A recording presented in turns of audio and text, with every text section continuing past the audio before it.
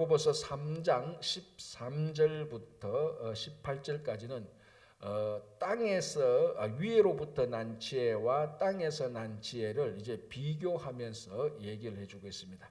자, 먼저 13절 보겠습니다. 너희 중에 지혜와 총명이 있는 자가 누구냐? 그는 선행으로 말미암아 지혜의 온유함으로 그 행함을 보일지니라. 자, 이것이 이제 위로부터 난 지혜라고 알 수 있습니다. 그 밑에 보면 이제 땅의 지혜, 세상의 지혜를 얘기하니까 그게 이제 그것과 비교 대지해서 이 지혜와 총명, 하나님께서 우리들에게 지혜와 총명이 어떻게 나타나는가 하면은 선행으로 말미암아 나타난다는 겁니다. 그렇죠. 그러니까 내가 뭐 어떤 것들을 많이 안다, 지식을 안다. 그래서 다른 사람들한테 어떤 지식을 많이 이야기해 줄 수 있다. 그런 것을 말하는 것이 아니고 지혜와 총명, 우리가 하나님 앞에서 실제로 하나님의 자녀로 살아가는, 어떻게 살아가는 것이 지혜와 총명인가, 그것을 말하는 겁니다. 자, 그것은 반드시 겉으로 드러나야 되는 거죠. 행함으로 드러나야 되는 겁니다. 그러니까 하나님의 지혜가 행함으로 드러나는 행위가 선행이죠. 선행. 자, 그런데 이 선행의 실체가 뭐냐? 그럼 무엇이 선행이냐는 겁니다. 무엇이 선행이냐 이렇게 물으면 우리가 일반적으로 여러 가지로 말할 수 있습니다. 가난한 자를 도와주고, 약한 사람들을 위로해주고, 다른 사람들이 그 도움을 청할 때 가서 도와주고 하는 이런 일들, 그리고 다른 사람을 배려하고 내가 희생하고 헌신하는 이런 것들이 다 선행일 수 있는데, 오늘 13절에는 그 선행의 실체를 지혜의 온유함으로 그 행함을 보여라라고 말합니다. 이 행함, 선행. 그러니까 우리가 하늘의 지혜와 총명이 있는 사람은 선행을 행합니다. 여러 가지가 있는데 오늘 이 야고보 사도는 그 선행의 실체를 지혜의 온유함, 이 온유함에 강조하고 있는 것입니다. 간단하게 말하면은 하늘의 지혜와 총명함이 있는 사람은 우리 삶의 모습이 어떻게 나타나는가 하면은 온유함으로 나타난다는 것입니다. 말을 할 때나 행할 때나 사람과의 관계나 어떤 사역을 맡겨주면 그 사역을 진행하는 것이나 이런 모든 것들의 삶이 다 온유함으로 나타난다는 것입니다. 다 온유함이 배어 있다는 겁니다. 말과 행함과 일을 시키면은 그 일을 맡기면 그 순종하는 방식, 사람들을 다루는 방식, 이런 모든 것들이 다 온유함이라는 겁니다. 자, 온유함 그러면 우리가 성경에서 딱 두 사람이 생각납니다. 구약에서는 누구죠? 모세. 신약에서는 누구죠? 예수님. 예수님이 나는 마음이 온유하고 겸손하니. 그러니까 구약에서 가장 위대한 인물이라고 말할 수 있는, 뭐 물론 사람에 따라서 다룰 수 있습니다. 나는 아브라함이다, 나는 모세다, 다윗이다 말할 수 있지만은 이 모세를 뺄 수가 없지 않습니까? 모세는 온유함이 그 지면의 모든 사람보다 성하니라. 그리고 예수님은 나는 마음이 온유하고 겸손하니. 그러니까 이 성경에서 우리가 뭐 좀 인물을 비교한다는 게 좀 그럴 수 있겠지만, 그래도 이 모세라는 인물은 구약에서 가장 우뚝 선 인물 아닙니까? 예수님이야 뭐 두말할 나위 없이. 이분들의 공통된 그 특징이 뭔가 하면 다 온유함입니다. 그래서 제가 몇 번 말씀드린 것처럼 온유함은 원래 말뜻은 거칠고 거친 야생마를 길들여서 순종시켜서 거기에 주인에게 순종하는 야생마가 훈련돼서 주인에게 순종하는 이런 모습을 온유라고 말을 하는 겁니다. 자, 그러면 한 가지 중요한 것이 우리가 있는데, 제가 한 3주인가 4주 전에 주일날 설교에 이것을 했습니다. 성품과 기질을 제가 말씀을 드린 적이 있습니다. 기질은 대부분, 물론 우리가 자라가면서 성숙하고 자라가면서 기질이 좀 바뀌는 사람들도 있습니다. 그러나 대부분 그 기질은 그대로 갑니다. 그래서 기질은 타고난 것이고 성품은 타고난 것이 아니라 그랬습니다. 성품, 인격, 이거는 다듬어지는 거라고 말했습니다. 그래서 이 성품이 잘 다듬어지면은 자기에게 있는 모든 기질을 잘 사용하는 겁니다. 그래서 기질은 좋다 나쁘다가 없습니다. 조용한 기질도 있고 좀 좀 시끌벅적한 기질도 있습니다. 어느 기질이 더 좋으냐? 아니에요. 그걸 어떻게 사용하느냐에 따라서 좋은 기질, 나쁜 기질이 되는 겁니다. 이 기질을 사용하는 게 뭐냐면 내 안에 있는 성품입니다. 이 성품은 타고난 게 아니고 훈련되어지고 다듬어지는 겁니다. 자, 그 중에 가장 중요하게 훈련되어지고 다듬어지는 성품이 뭐냐면은 온유함입니다. 이게 바로. 그래서 아까 말씀드린 것처럼 온유함의 말 단어 자체가 거친 야생말을 다듬어서 훈련시켜서 순종하도록 만드는, 순종케 되는 것. 그래서 이것이 온유함이란. 자, 모세를 보십시오. 모세는 사실은 그 이집트 궁정에서 40년간 훈련받았는데 이게 전부 다 세상 학문을 훈련받았고 아직 자기 기질을 하나님의 뜻대로 사용 못했지 않습니까? 그 기질이 좀 과격한 게 있었지 않습니까? 그래서 자기 동족이 핍박받는 걸 보고 자기 동족을 괴롭히는 애굽인을 그 자리에서 쳐서 죽여버리는 겁니다. 굉장히 과격한 기질이 있어요. 자, 이 기질이 미디안 광야 40년 동안 이런 기질이 있는데 그 40년 동안 하나님께서 모세의 성품을 어떻게 합니까? 잘 훈련시켜서 이 기질을 리더십에 사용하는 겁니다.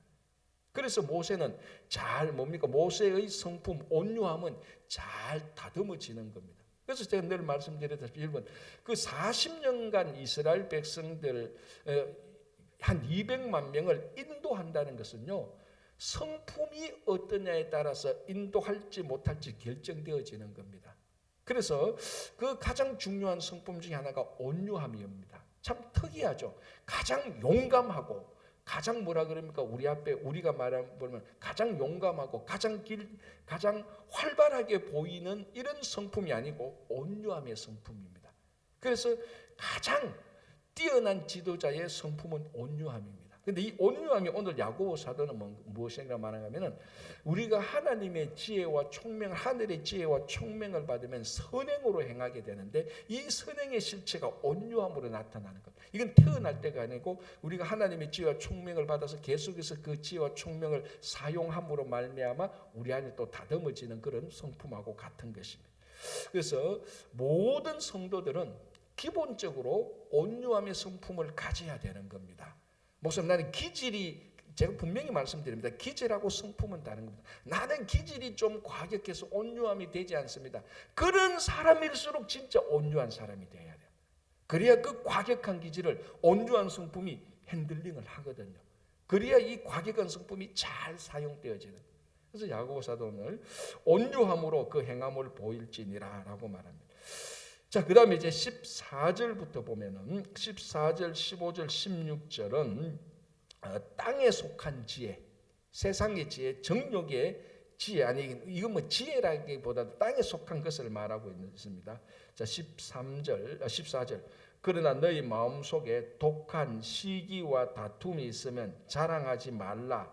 진리를 거슬러 거짓말하지 말라.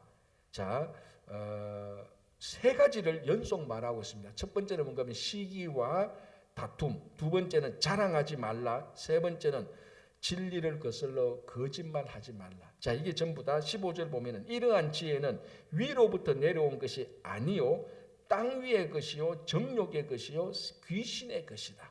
극단적으로 우리 안에 시기와 다툼 그리고 자랑하는 것 그리고 거짓말하는 것. 이건 전부 다 내 정욕, 세상의 것이요 극단적으로 귀신으로부터 오는 것이다. 사탄에 속한 것이라고 말합니다. 자, 시기심. 이것이요 모든 사람에게 가장 보편적으로 있는 땅의 세상에 속한 것입니다. 아무리 그러니까 가장 성자가 이렇게 말할 수 있습니다. 가장 신앙의 성숙도의 마지막 걸림돌이 뭔가 하면요 사실은 시기심이에요. 만약에 내가 내 명예와 인기 이런 것들이 다 시기와 관련되어 있지 않습니까? 정말 내가 어떤 단체에서 누구와 어떤 일을 해도 나는 정말로 사람들에게 인정받지 않아도 괜찮다는 생각이 100% 있으면요 그 사람은 가장 위대한 그 공동체에서 성숙한 인격이 되는 겁니다. 사람은요, 이게 죄인으로 태어나면 본능적으로 시기심이 없을 수가 없습니다. 어떻게 이 시기심의 정도 차이가 있어서 그렇죠. 그래서 여러분 우리 잘 알려진 이야기 있지 않습니까? 사막에 이제 성자가 수도를 하고 있습니다. 수행을 하고 있는데 사탄이 이리저리로 유혹합니다. 물질로 유혹해봐도 안 넘어가고, 권력으로 유혹해봐도 안 넘어가고, 여자로 유혹해도 안 넘어갑니다. 그런데 사탄이 와서 한마디 딱 정말로 속삭이던 게 있지 않습니까? 네 동생이 대주교가 되었단다. 그 말에 마음이 확 흔들린 거예요.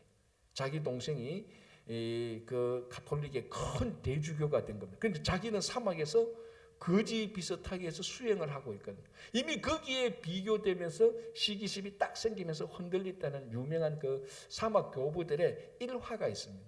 이 사람 마음속에 시기심은요, 참 이게 없는 사람 있다고. 저 사람은 정말 시기가 없다. 천만에요. 다 시기가 있어요. 이것을 우리가 어떻게 핸들링 하느냐의 문제죠. 자, 인류 최초의 범죄가 인류 최초의 범죄가 뭡니까? 에덴 동산에서 밖에서 나온, 에덴 동산 쫓겨난 형제 살인이지 않습니까? 가인이 아벨을 죽인 거지 않습니까? 가인이 아벨을 죽인 동기가 뭡니까?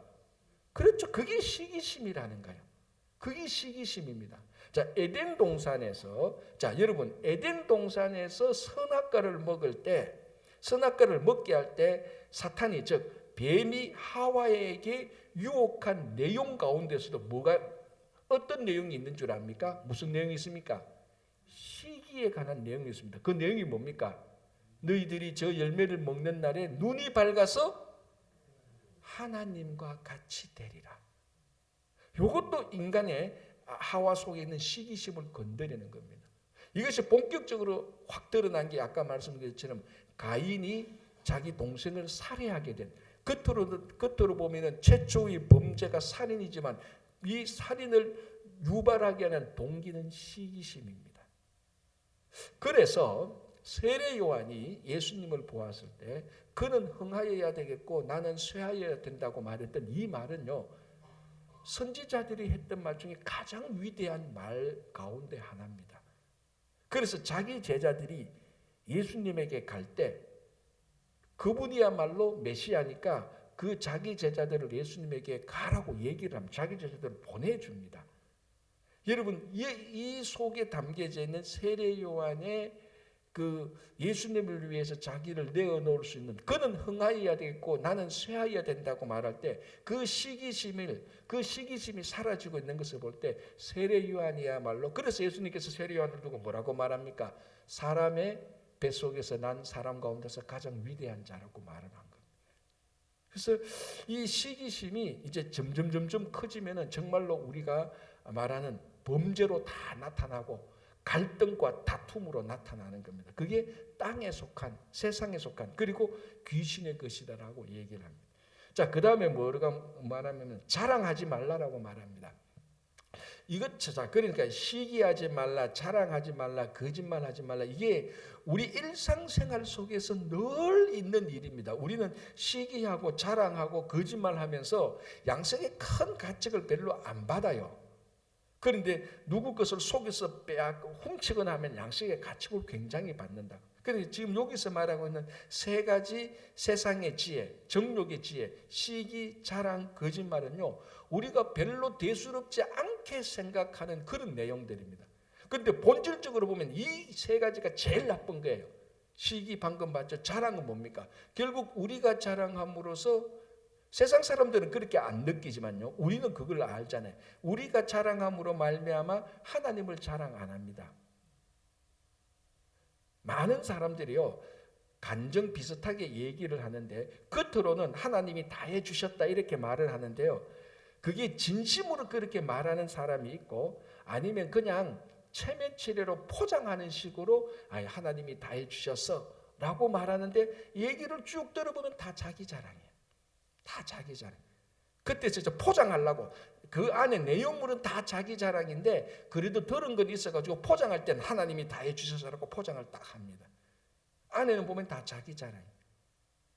참 우리 속에 이렇게 위선적인 것도 참 많고 이 결국은 자기 자랑할 때 하나님 자랑 안 하는 겁니다. 결국 그게 우리가 단정적으로 말하면 하나님의 영광을 가리는 것이죠.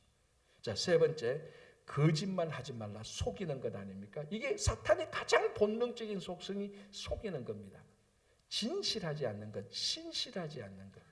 이것이 사탄의 가장 본능적인 속성. 우리 안에 그러니까 이 시기 또는 나를 자랑하는 것, 은근히 나를 내세우는 것, 그리고 우리가 뭐 대수롭지 않게 하는 거짓말, 이 모든 것들은 하나님으로부터 난 지혜가 아니고 세상으로부터 난 지혜입니다. 그래서 여러분, 거짓말 잘해서 자기 처신을 잘하는 사람, 여러분 그거는 전부 다 하나님의 방법대로 하나님의 지혜대로 사는 사람들이 아니에요. 우리 거짓말을 좀 못하더라도 거짓말을 좀 못해서 어리숙하다는 얘기를 듣고 좀 사회에 나가서 그 거짓말하지 못하는 것 때문에 좀 손해를 본다 할지라도 이 사람이 하나님의 지혜로 살아가는 사람입니다. 그렇죠? 그래서 이 야고보 사도가 죄송 자꾸 사도라고 말해서 이 야고보서에서 말하고 있는 내용이 바로 하늘의 지혜와 땅의 지혜를 정확히 분별해 줍니다. 자, 그리고 16절 시기와 다툼이 있는 곳에는 혼란과 모든 악한 일이 있습니다. 이제 그 결과론을 얘기하는 거고요. 다시 17절부터 위로부터 난 지혜의 명단을 쭉 얘기하고 있습니다. 마치 성령의 열매를 이야기하듯이 이 야고보서는 위로부터 난 지혜를 말합니다. 사도 바울은 갈라디아에서 성령의 9가지 열매를 말하지만 이 야고보는 위로부터 난 지혜로 그 몇 가지 성령의 열매와 같은 몇 가지 리스트를 얘기하는데요. 17절 오직 위로부터 난 지혜는 첫째 성결하고 거룩이죠.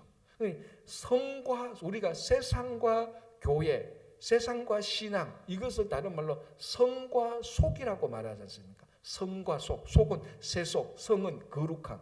이 성이 거룩할 성 아닙니까? 이게 성결 또는 거룩 또는 경건입니다. 그죠? 그래서 위로부터 난 지혜는 그 첫째가 뭐냐면 거룩하고 성결입니다. 이걸로 세상과 구별되어지는 것이죠. 자, 그런데 이제 한 가지 더 우리가 말을 하면 성결과 거룩이 같은 말인데 성결, 정결, 거룩 또는 이건데 이걸 이제 우리가 좀 더 깊게 생각해야 되는 것인데 내면의 성결과 거룩도 중요하지만요. 이 내면의 성결과 거룩이 반드시 밖으로 드러나야 되는 겁니다. 행함으로 드러나야 되는 겁니다. 그게 야고보의 주제 아닙니까? 내가 그러니까 가장 쉽게 말하면 내가 기도를 열심히 한다. 기도하는 걸 좋아해. 말씀 보는 걸 좋아해. 이거는 내면의 성결함입니다. 참 좋은 거예요. 그렇게 해야 되는 거예요. 기도하고 말씀하고 찬양하고 예배드리는 것이 즐겁고 기뻐야 돼요. 그러나 이것만으로 거룩함이 완성되는 것은 절대로 아닙니다. 그래서 나 개인적인 내면의 성결함이지 이것이 공동체에서 다른 사람과의 관계에서 반드시 이 성결함이 선행으로 드러나야 되는 것입니다. 그걸 다시 말하자면 온유함으로 또 드러나야 되는 겁니다. 사람과의 관계에서 어떤 일을 할 때에 그래서 세상 사람들이 일을 진행하는 방식하고 다르게 일이 진행돼야 됩니다. 거기에는 온유함이 있어야 되고 그 내면에는 성결함이 있어야 되는 겁니다.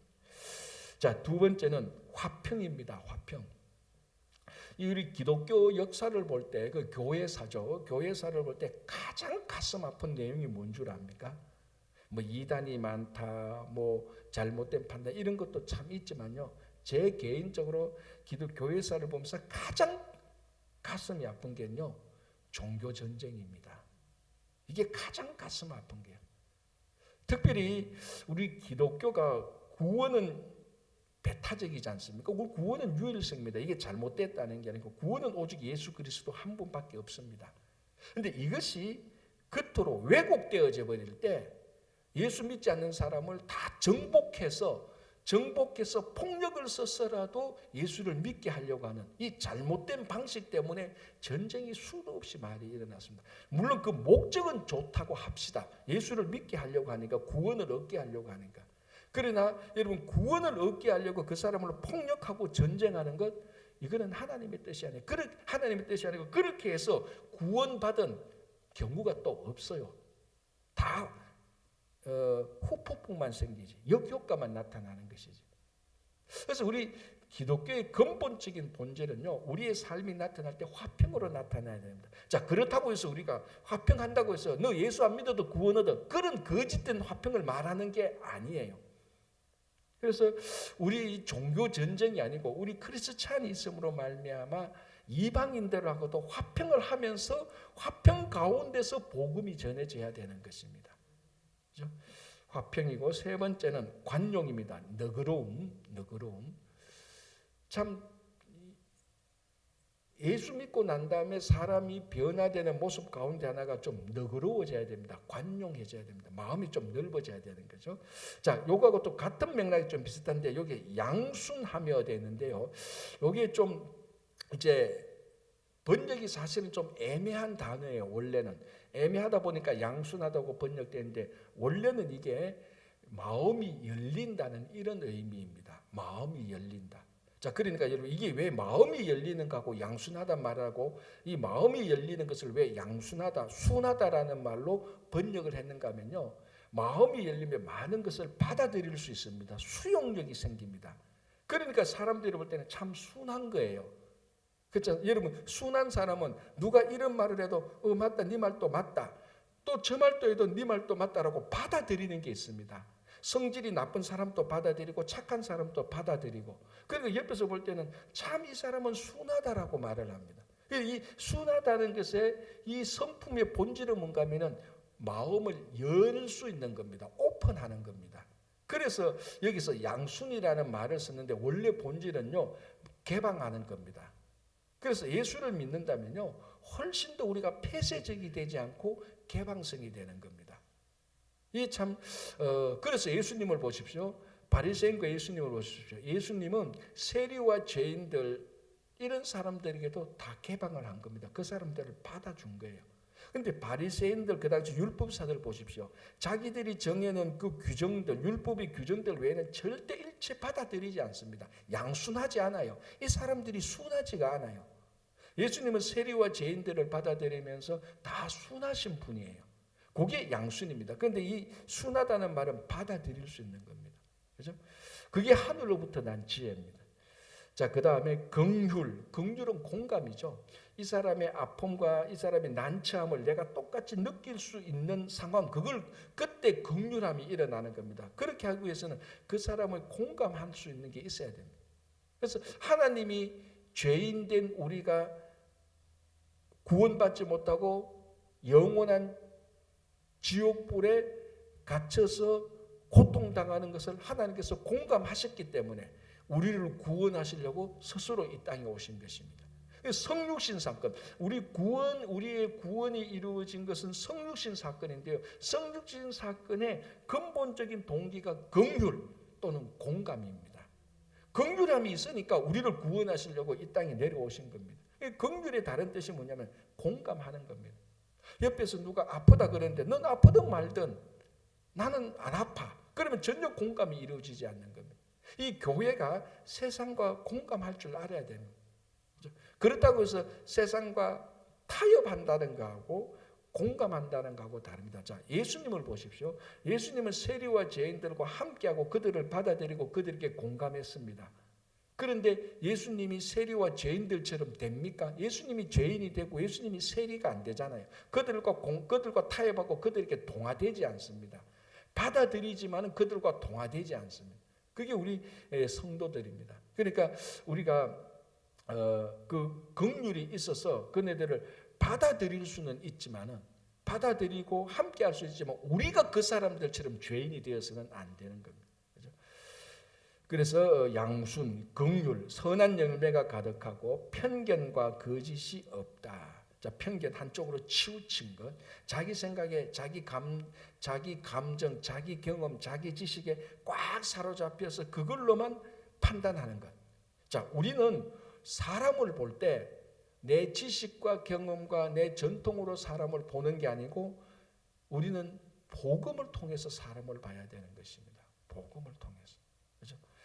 이런 것들이 바로 하늘로부터 난 지혜입니다. 그러나 땅으로부터 난 지혜는 시기, 자랑, 거짓말. 하늘로부터 난 지혜는 성결, 화평, 관용, 양순, 긍휼, 그리고 거짓이 없고 편견이 없는 것들.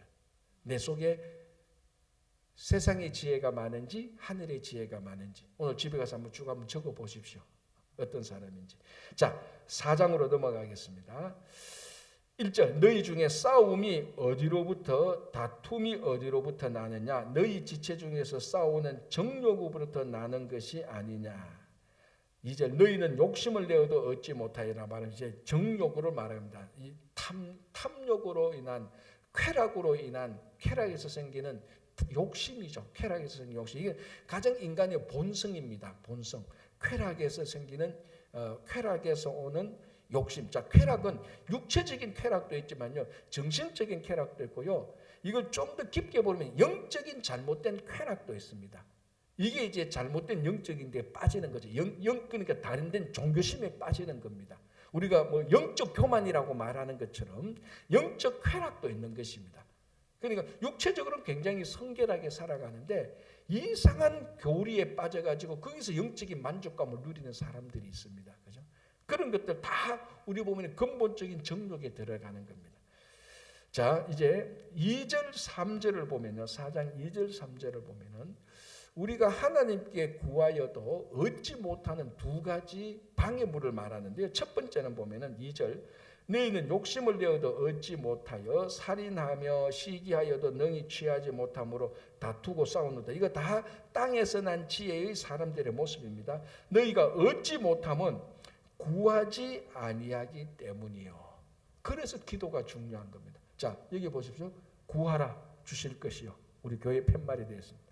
왜 안 주는가? 안 구하니까. 구하지 아니하니까 안 주는 겁니다. 제가 전에도 얘기했지 않습니까? 우리가 종종 하는 에피소드인데 하나님 이 로또에 제발 1등 당첨되게 하십시오라고 말했는데 한 번도 당첨된 적이 없어. 1등은 그냥 5등 6등도 당첨한데 왜 그렇죠? 로또를 안 샀으니까. 그러니까 로또를 사고 구해야 되지 않습니까? 그러니까 그거하고 똑같은 것입니다. 자기는 구하지도 않고 왜 하나님이 이거 안 줘? 왜 하나님이 이거 안 줘? 자기는 그런 자기가 구하는 행동은 하지도 않고, 그죠? 그래서 우리가 구하지 않기 때문에 얻지 못하는 것 하나. 두 번째는 또 뭡니까? 3절에 구하여도 받지 못함은 정욕으로 쓰려고 잘못 구하기 때문에. 이게 이제 우리가 좀 더 이제 분별 있게 우리 기도를 살펴봐야 되는 것들입니다. 정말 우리가 구하는 것이 내가 어제도 기도했고 아래도 기도했던 그 목적이 내 정욕, 그러니까 내 욕심, 내 만족을 위한 기도인지 정말 이것이 하나님의 나라를 위한 기도인지 우리가 늘 점검해 봐야 되는 겁니다.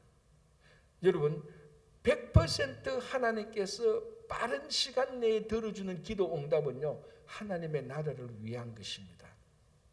그런데 내 정욕을 위해서 하는 건요, 정욕을 위해서 기도하는 것은 하나님께서 그 정욕을 다듬어서 그 정욕이 올바른 목적으로 가도록 하나님께서 응답해 주십니다. 그런 걸 가지고 우리는 어떨 때는 응답 안 받았다라고 말을 하는 거예요. 하나님은 우리가 말하는 대로 응답하는 것이 아니고 하나님의 뜻대로 응답해 주십니다.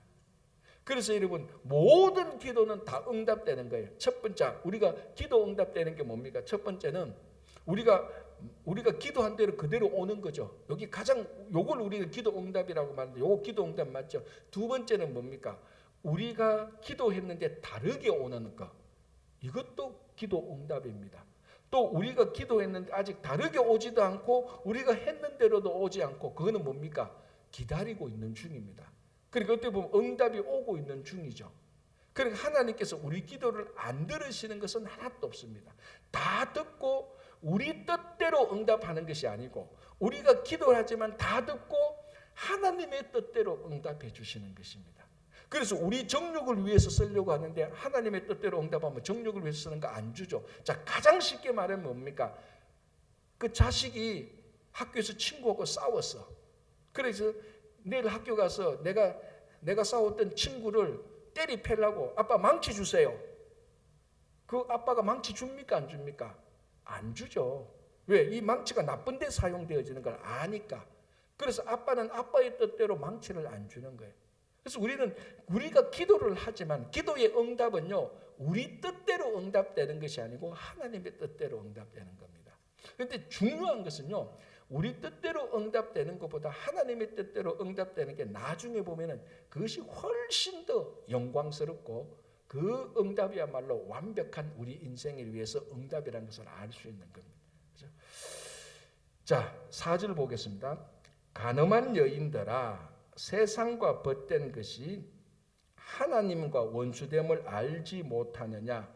그런즉 누구든지 세상과 벗이 되고자 하는 자는 스스로 하나님과 원수되는 것이라. 자, 여기서 간음한 여인들은 실제로 육체로 간음한 여인들을 말하는 것이 아니고 진짜 영적 간음, 하나님과의 관계에서 말합니다. 자, 여기서 우리가 알아야 될 이 4절에서 하나님과 원수된 것은요, 우리의 행위나 이런 걸로 지금 말하는 게 아니에요. 관계성에서 말하는 겁니다. 이게 중요한 겁니다. 관계성에서 우리가 하나님과의 관계에서 떠나 세상과 벗될 때 하나님의 원수가 되는 겁니다. 관계성에서 말하는 겁니다. 자, 예를 들어서 보십시오. 두 여인이, 남자와 여자 두 여인이 진짜로 사랑하는 사이입니다. 관계가 연인 관계죠. 그런데 이 남자가 바람을 피워서 다른 여자하고 사귀어버렸어요. 그런데 그래도 착해요. 굉장히 착하고 선하게 살아가요. 사람들이 보면 다 칭찬을 해요. 법 없이 살고 그 커뮤니티 봉사도 많이 하고 진짜로 착해요. 그런데 딱 하나, 사귀던 여인을 배신해서 다른 여자하고 연애를 해요. 자, 이 남자는 좋은 사람입니까? 나쁜 사람입니까? 좋은 사람이죠. 그죠? 왜? 인격도 좋고 선한 일도 해요. 그런데 이 여자가 볼 때는 원수도 이런 원수는 없어요. 그렇죠? 자, 이게 뭡니까? 행함입니까? 관계입니까? 관계죠. 이 여자가 원래 전 애인이었던 여자가 볼 때는 아무리 이 사람이 착하고 아무리 인격이 좋고 아무리 공동체를 위해 잘해도 자기하고 자기 애인이었는데 자기를 배신하고 다른 여자의 애인이 된 것이요. 이 여자에게는 이 남자는 원수예요. 그러니까 이 4절을 우리가 관계에서 봐야 되는 것이지 행위에서 보면은 아는 겁니다. 그래서 다시 그래서 뭐라고 말합니까? 간음한 여인들하고 말을 하는 겁니다. 이건 행위이기도 하지만 관계성을 의미하는 것이죠. 세상과 벗된 것이 하나님과 원수됨을 알지 못하느냐. 자, 그래서 우리가 여전히 착하게 살고 여전히 내가 잘못을 저지르지 않아도 우리가 관계성에서 하나님을 떠나서 세상에 들어가서 열심히 살고 착하게 살고 바르게 사는데 왜 내가 하나님의 원수냐고 말을 할 때 착각하고 있는 게 관계를 착각하고 있다는 겁니다. 하나님은 관계에서 보는 것이지 행함에서 보는 게 아닙니다. 그래서 많은 세상 사람들이 그리고 많은 믿는 사람들도 성도들도 이 부분을 오해하고 있어요. 목사님, 저 사람이 왜 나쁘? 저 사람이 왜 하나님의 원수예요? 저렇게 착하고 저렇게 인격적인 사람이. 그러니까 우리가 착하고 인격적이고 할 때는 그런 삶의 행위를 보는 겁니다. 관계를 생각 안 하는 게 관계성에서 보는 겁니다. 그래서 우리가 오늘도 나는 열심히 살고 어제도 열심히 살고 오늘도 열심히 살고 잘 살 거야. 내가 다른 사람이 해끼지 않을 거야. 그러나 내가 하나님과의 관계가 바르겠나? 이게 더 우선적이라는 것입니다. 내가 세상에서 열심히 살아도 하나님과의 관계에서 떠나버리면 하나님의 원수가 되는 것입니다. 그렇죠? 그래서 다시 4절, 간음한 여인들아, 세상과 벗된 것이 하나님과 원수됨을 알지 못하느냐. 그런즉 누구든지 세상과 벗이 되고자 하는 자는 스스로 하나님과 원수되는 것이라. 자, 왜 이렇게 자, 이 관계성에서 말하면서 다시 5절을 말합니다. 너희는 하나님이 우리 속에 거하게 하신 성령이 시기하기까지 사모한다. 이 말이 굉장히 혼란스러운데요. 다시 말씀할게요. 하나님께서 우리에게 성령을 주셨어요. 우리 안에 성령이 있어요. 우리 안에 있는 성령이 나를 시기할 정도로 하나님이 우리를 사랑한다는 겁니다. 그런데 하나님, 쉽게 말하면 하나님은 성령이 시기할 정도로 우리를 사랑하는데 우리는 하나님을 버리고 세상과 벗이 되려고 하는 거예요. 그래서 하나님과 원수되는 겁니다. 이게. 자, 아까도 제가 애인 관계 말했지만 전 애인이 이 남자를 너무너무 미치도록 사랑하는 건데 이 남자가 배신하고 다른 여자하고 살아요. 그럼 이 여자는 엄청난 배신감이죠. 자기보다도 더 자기 애인을 사랑했는데 이 애인이 자기를 버리고 배신하고 다른 데로 갔다 원수되는 거예요. 그래서 하나님이 우리하고 그 관계입니다. 이게 우리 구약의 호세아서에서 나타난 것과 똑같습니다. 자, 여러분, 하나님이 지독하게 우리를 사랑해요. 그래서 우리가요, 가장 쉽게 전도하러 나갈 때 하는 말이 뭡니까? 하나님은 당신을 사랑하십니다라고. 근데 이 말에 대해서 말하는 사람이나 듣는 사람도 무덤덤하게 들어요. 너무나 보편적인 말이니까. 하나님이 우리를 사랑해. 그럼 신이 뭐 날 미워할 이유가 뭐 있냐?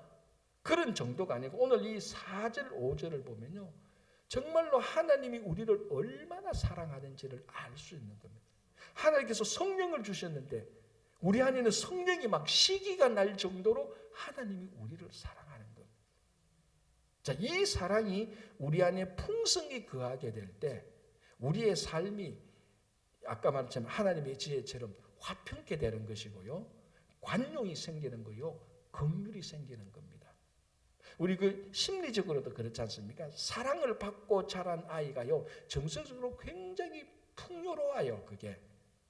자, 이게 똑같습니다. 우리가 하나님의 사랑을 다 받습니다. 우리가 하나님은 다 똑같이 사랑하는데 그 하나님의 사랑을 못 느끼는 사람하고 느끼는 사람하고는 완전히 다른 거죠. 그래서 하나님이 이토록 우리를 사랑하는데 이 사랑을 배신하고 세상과 버치됐다. 그게 오늘 하나님의 원수라고 얘기를 하는 거예요.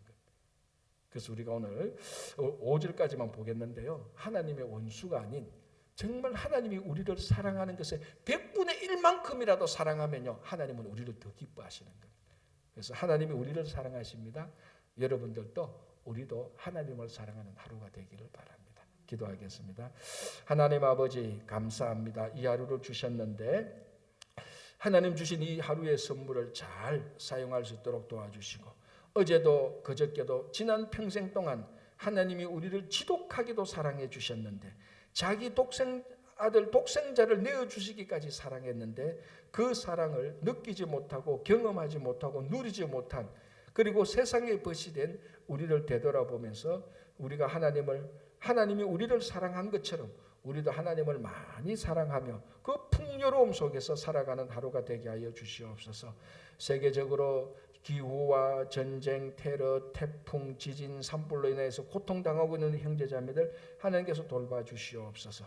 오늘도 병중에 있는 모든 한우들 주님께서 회복시켜 주시고, 낙담 가운데 있는 심령들 위로하고 격려하시고, 우리 가정과 일터 위에도 주님의 놀라운 은총과 풍성한 사랑이 함께하기를 원하오며, 특별히 아버지 하나님 또 선교 바자회 위에 그리고 부흥회 위에 주님의 은총이 풍성히 거하기를 원하며 예수님의 이름으로 기도하옵나이다. 아멘. 자유롭게 기도.